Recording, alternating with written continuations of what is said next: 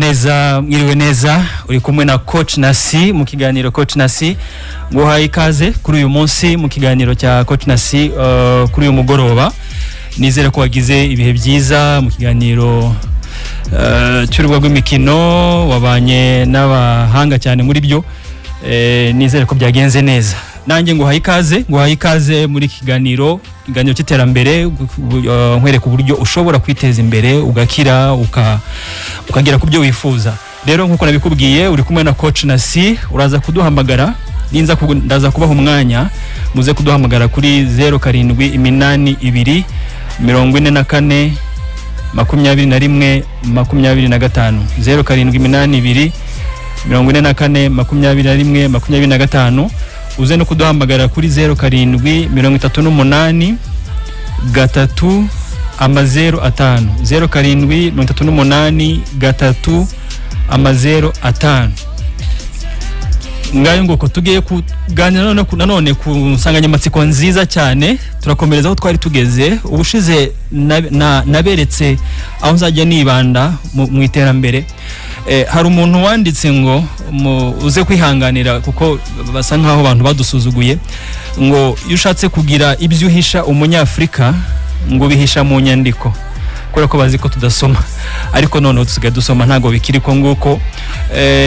Kandi nanone ntabwo ari abanyafrika gusa, abantu benshi ntago bakunda gusoma, ariko hari ikintu nanone bene wacu b'abazungu batwishe mu mutwe, batweretse ko tudashoboye, bagiye batwereka ko tudashoboye, tukabaho dusa nkaho tubeshwaho nabo, ariko ibyo bintu nabyo bisa nkaho byamaze kugira iherezo. Ubu ngubu twarasobanukiwe natwe dushoboye.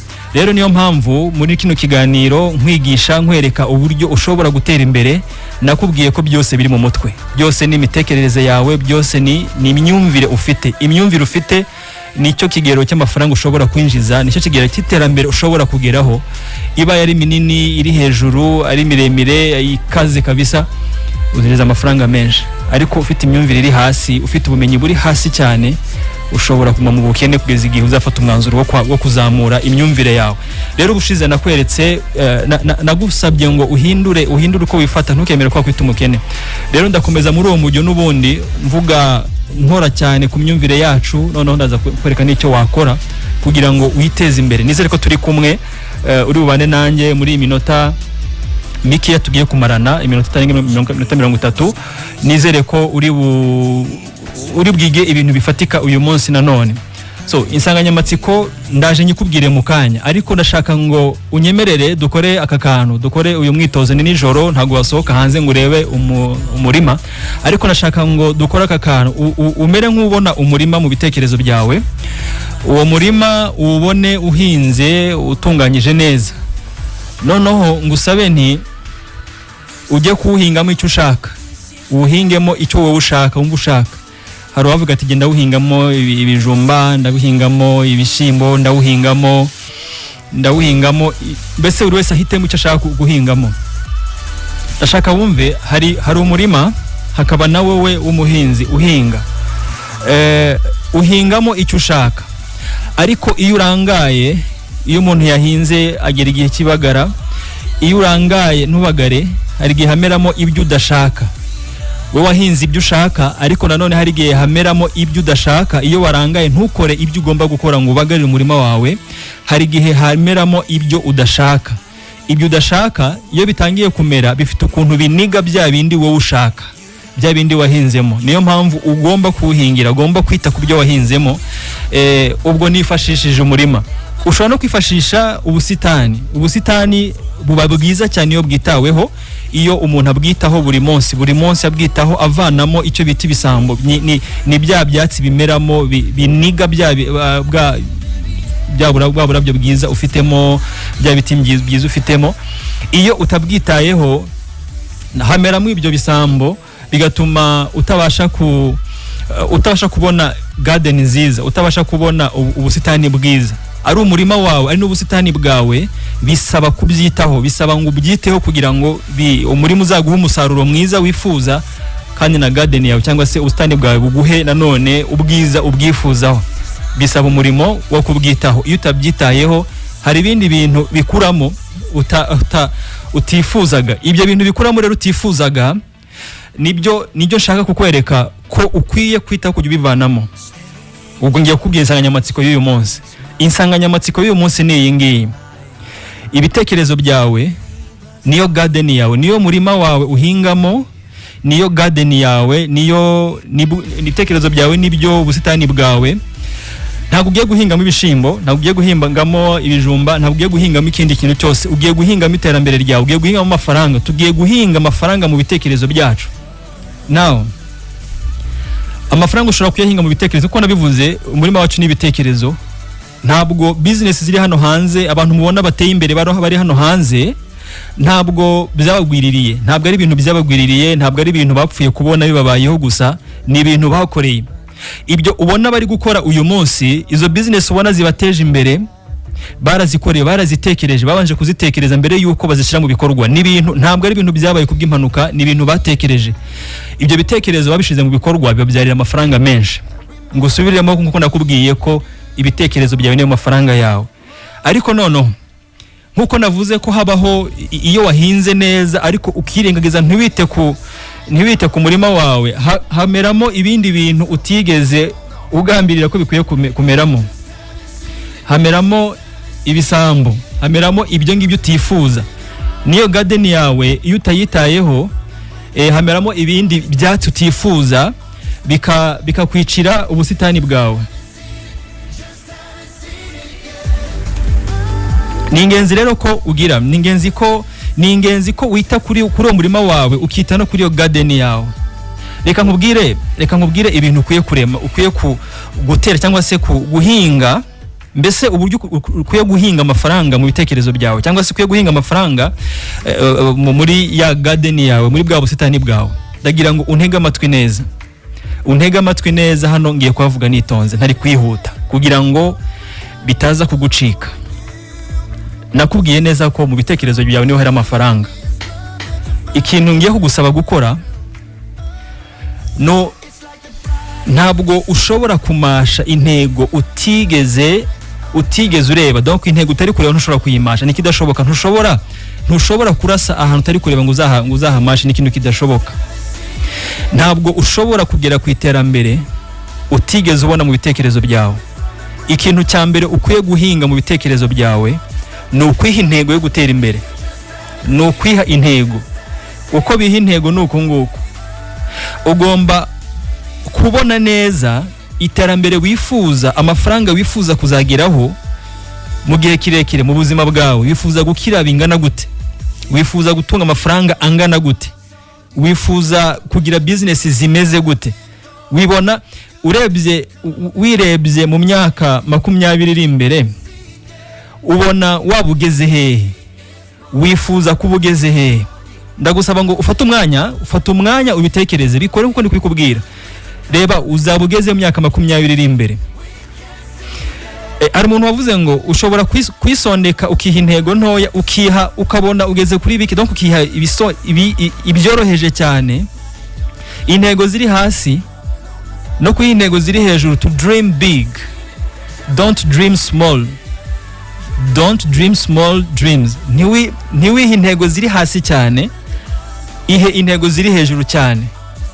Kubera iki udakwiye kwiha intego ziri hasi? Intego ziri hasi n'intego ziri hejuru cyane byose bigurwa ku giciro kimwe. Wakwiha byinshi cyane cyangwa se wakwiha bike cyane, byose bigurwa igiciro kimwe. Byose ni ubuntu, nta mpamvu yo kwisondeka, kandi n'ubundi ari ubuntu.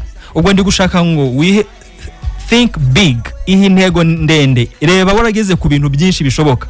Hari ibyo ushobora kuba kubona ubu ngubu uvuga ati ngiye mbona nakagombye kuba ngeze ahangaha, nifuza kuzaba ngeze ahangaha mu myaka 20 iri imbere.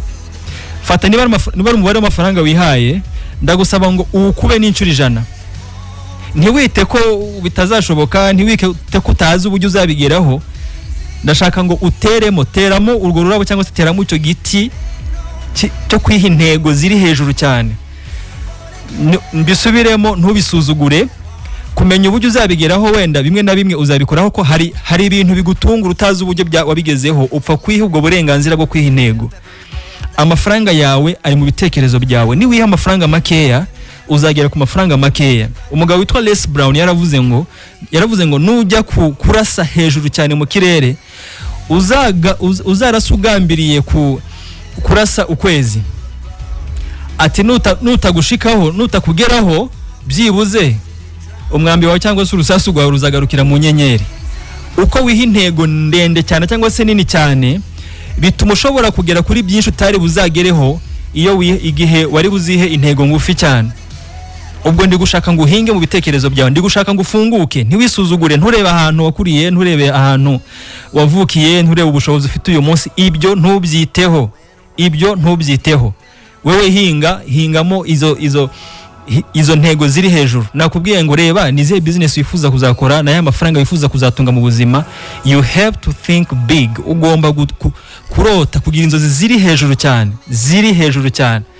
Nkuko nimero yanjye ni 0783012111. Uzahamagara cyangwa se unyandikire nkwereka uburyo izo ntego wazigeraho.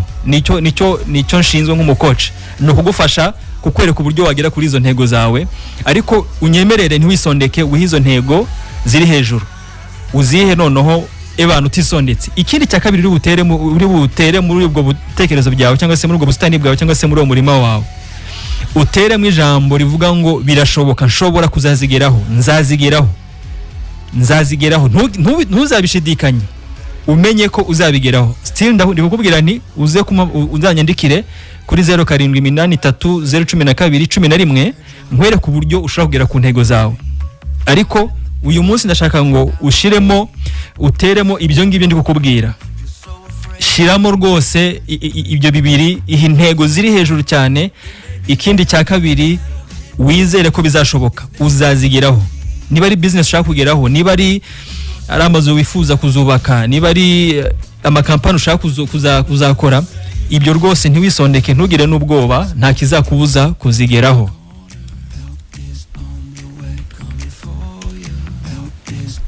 Yego, nta kintu kizakubuza kuzigeraho nkuko nabivugaga.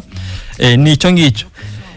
Ibyo ngibyo ndi kukubwira, ndashaka utekereze mu buryo buri positive, ubone ibyo ngibyo byonyine ko byo bishoboka. Noneho hari ibindi bintu ukwiye kwirinda ko biba mu murima wawe. Bya byatsi bigomba kuvamo, bya bindi biza bikica ibyo wahinzemo, bikabiniga cyangwa se bikica ubusitani bwawe. Ndagira ngo nabyo ubivane muri wowe, ubivane mu bitekerezo byawe, ubivanemo, genda ubirandure. Ni ibihe? Hari ibyo ushobora kuba wanatangiye kuvuga ati ibintu natekereje koko ibintu nzabigeraho. Iryo jwi riri kukubwira ko bitazabigeraho, rirandure, rivanemo. Ari wowe ubwawe ntuzongere kuvuga amagambo asa nkuko nguko ashidikanya, ntuzongere rwose.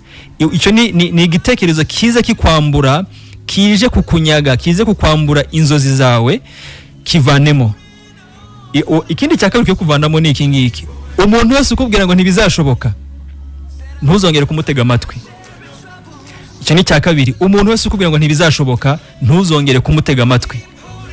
Ikindi cya gatatu gishobora kukwambura cyangwa se kukwiba inzozi zawe ni ubuzima urimo. Ushobora kureba uyu munsi ugasanga amafaranga uri guhembwa nta kigenda, ni duke cyane, bisa nkaho ntacyo azakugezaho. Ibyo uri kubona uyu munsi, udufaranga duke uri kubona uyu munsi, kuko nakubwiye ame coach, ushobora kubera kubyo amafaranga ushobora kuyabyazamo umusaruro. Tuganiriye nge nawe. Ariko ndashaka ngo ubwo buzima uri kubamo ntiwongere kwemera ko bukubwira ko ari bwo buzima uzahoramo. Oya, hari ubuzima uri kubamo uyu munsi bitewe nuko utari usobanukiwe, ariko noneho uri kwiga kugira ngo utere imbere. Ubuzima uri kubamo ushobora kuba utanafite n'akazi. Ibyo byiye kukubwira ko utazagera ku byo watekereje cyangwa se ibyo warose. Ibyo bishire ku ruhande. Ubwo navuze ibintu bitatu: hari amajwi ava muri wowe ubwawe akubwira ko utazabishobora, hari abantu bakubwira ko bidashoboka, hari n'ubuzima uri kubamo cyangwa se isirimo bukubwira ko byose bidashoboka. Ibyo byose ni ibinyoma. Ni ibinyoma kubera ko hari ababigeraho kandi ku kigero kimwe cyangwa se banyuze mu bikomeye kurusha ibyo uri kunyuramo.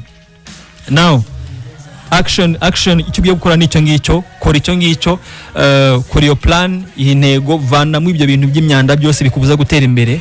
Noneho niba udafite akazi, nkuko nabivuze ubushize, niba udafite akazi, nakubwiye ko akazi kawe no gushaka akazi, utagambiriye kujya kuramba muri ako kazi, aho ugambiriye kwiga uburyo wazakora business yawe. ikindi cya kabiri no gutekereza business wakora. Ibi byose nkuko nakomeje kubivuga ndi umucoach, nyandikira kuri WhatsApp, nyandikira kuri SMS kugira ngo ngufashe nkwereke ibyo ndi kukubwira uburyo bishoboka, birashoboka cyane, nyandikira mbigufashemo. Murakoze cyane, reka ngarukira aho ngaha ikiganiro uyu munsi. Topic yari yingiyi, your mind is your garden, you are the gardener. Ibitekerezo byawe nibwo busitani bwawe, cyangwa se niwo murima wawe, ni wowe muhinzi, ni wowe nyiri ubwo busitani. Ikimeramo ni wowe wagihisemo, ibyo ushaka ko bimeramo nibyo urabiharanya kugira ngo bimeremo, bya bindi udashaka byo birizana utagombye kugira icyo bikoraho.